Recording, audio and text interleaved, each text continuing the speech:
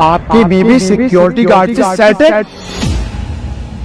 सिर्फ पानी तो है ही नहीं, खाली सा लग रहा है, आवाज ही नहीं आ रही कुछ।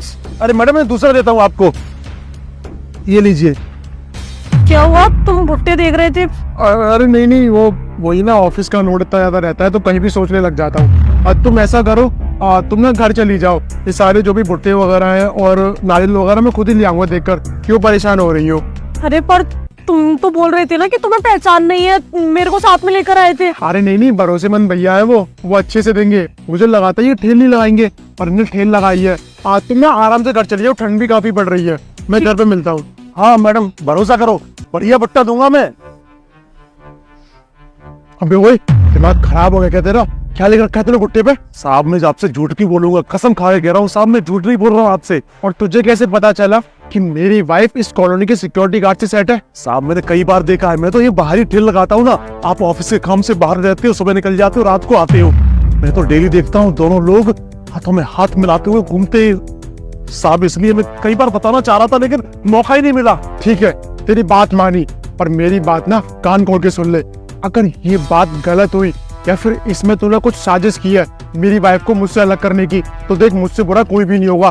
तेरी ठेल के साथ तुझे ऐसा गायब करवाऊंगा तूने ढूंढने से भी नहीं मिलेगा। आप रोजी रोटी कसम खा के कह रहा हूँ, आप मेरा यकीन नहीं मानते ना तो उसकी परीक्षा लेके देखो। ठीक है मैं उसकी ना टेस्ट ले लेता हूँ, उसको फोन करके बोल देता हूँ कि मैं ना घर नहीं आ रहा, मैं बाहर जा रहा हूँ, तो फिर पता लग जाएगा कि तू सच बोल रहा है या फिर नहीं। करके देखो आप साहब। हेलो दिव्या, अरे मैं ना ये बोल रहा था, मेरे ऑफिस से अचानक से कॉल आ गया। हाँ तो मुझे ना अर्जेंटली जाना होगा और मैं रात में आ जाऊंगा, तो मैं कॉल कर दूंगा तुम्हें आने से पहले। ठीक है ठीक है, जो भुट्टे वगैरह है ना मैं लेता हुआ आऊंगा। ठीक है, तुम आराम से आ जाना। बाय। ठीक है ओके, ध्यान रखना अपना।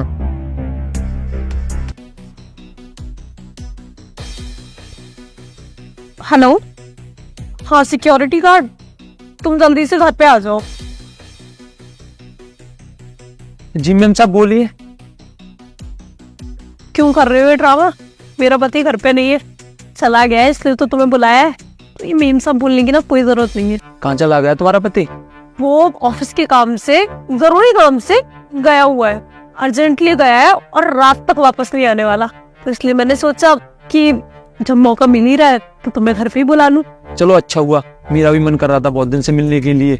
हाँ तुम ठीक बोल रहे हो, बहुत टाइम से वो कहीं गया ही नहीं है। लेकिन चिंता मत करो, वो ना फिर से एक बिजनेस मीटिंग से ना बाहर जा रहा है, फिर हम लोग ना आराम से टाइम स्पेंड करेंगे। जब जाएगा ना वो चला जाएगा, पर फिलहाल में अपना टाइम वेस्ट नहीं करते हैं ना। तो ठीक है फिर साथ में मिलके ना चाय पी लेते हैं। रवि तुम तो ऑफिस गए थे ना, रात में वापस आने वाले थे, अचानक से कैसे आ गए? अचानक से मैं इसलिए वापस आ गया क्योंकि मुझे ना तुम्हारा सच जानना था कि तुम मेरे पीठ पीछे कर क्या रही हो। इस सिक्योरिटी गार्ड से लगी हुई हो तुम। क्या बोल रहे हो? कुछ भी बोले जा रहे हो? तुम्हें जरा से भी शर्म नहीं आ रही अपनी वाइफ के ऊपर इतने घिनौना इल्जाम लगाते हुए? घिनौना इल्जाम जो तुम कर रही हो ना, उसमें शाबाशी नहीं मिलेगी, तुम्हारी ना बदनामी होगी और तुम्हारे साथ साथ मेरी भी होगी। अरे एक बार तो सोच लिया होता, इतना सब होने के बावजूद भी तुम एक सिक्योरिटी गार्ड के साथ सेट हो। अगर घर वालों को पता चलेगा तो क्या सोचेंगे?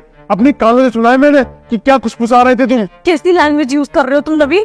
सेट हो एंड ऑल, जरा से भी शर्म नहीं आ रही है ऐसे बात करते हुए मुझसे?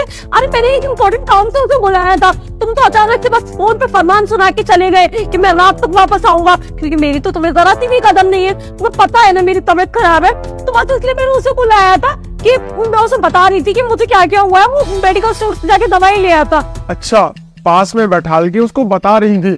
डॉक्टर है ना वो, तुम्हारा चेकअप कर रहा था। इतना भी बेवकूफ नहीं हो गए, सब समझ में आता है। और उस सब्जी वाले ने मेरे को चीजें बताई थी, और उसके बाद ना तुम्हारे फोटोज भी हैं। हाथ में हाथ डाल के तुम जिस तरह से घूमते हो ना मार्केट में, सब दिखा दिया उसने। क्या करती मैं और? तुमने मेरे पास कोई ऑप्शन छोड़ा था? नहीं ना।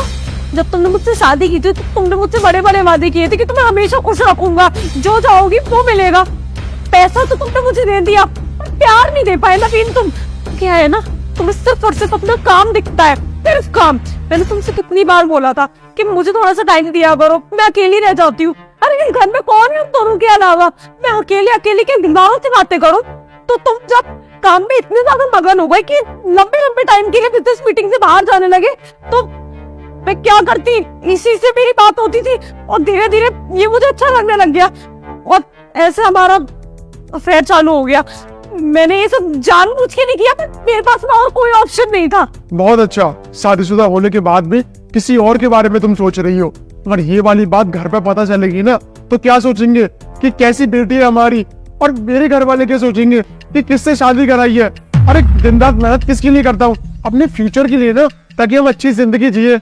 और अगर ऐसी परेशानी तो एक बार बैठकर बात तो करती, मैं डेफिनेटली कुछ ना कुछ सॉल्यूशन ढूंढता। जरूर बात करती बैठ के नवीन, अगर तुम्हारे पास टाइम होता मुझसे बैठ के बात करने का। तो क्या है ना, मैं तो किसी और के बारे में सोच रही हूँ, पर तुम्हारी तो जिससे शादी हुई है तुम उसी के बारे में नहीं सोच रहे। तुम्हें सिर्फ और सिर्फ अपना काम दिखता है। अरे हमारे पास किसी चीज की कमी नहीं है, लेकिन ज्यादा कमाने के चक्कर में तुम इतने अंधे हो गए हो ना काम में। तुम एक एक महीना 2 महीना घर नहीं आते। अरे कैसे कैसे हस्बैंड हो तुम, जिसे जिम्मेदारियां नहीं पता अपनी। मेरे पास में इमोशनल सपोर्ट के लिए कोई नहीं था, इसलिए मेरी उससे बात शुरू हुई थी, but now I love him. ठीक है, तुम्हें इसके साथ रहना है ना, रहो इसके साथ, मुझे कोई परेशानी नहीं है। अगर तुम इसके साथ खुश हो तो क्या ही बोल सकता हूँ मैं। भाई तू ना इसे अच्छे से खुश रखी हो तो मैं ना बहुत जल्दी डिवोर्स भी दे दूंगा। अब जब गलती मेरी ही है तो मैं डांट के या फिर कोई चीज़ और करके तुम्हें अपने पास नहीं रख सकता। अगर तुम्हें इससे प्यार हो गया है ना, रहो जिंदगी भर, कोई दिक्कत नहीं है। मैं भी शायद अपनी गलती मानकर इस चीज़ को एक्सेप्ट कर लूंगा। अपनी पैकिंग करो और तुम्हें जहाँ जाना है इसके साथ वहाँ चली जाओ।